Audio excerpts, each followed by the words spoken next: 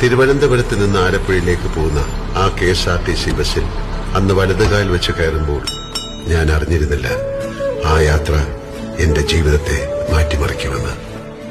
മഞ്ഞിൽ വിരിഞ്ഞ പൂക്കൾ എന്ന സിനിമയിൽ അഭിനയിക്കാനുള്ള അവസരം തേടിപ്പോവുകയായിരുന്നു ഞാൻ.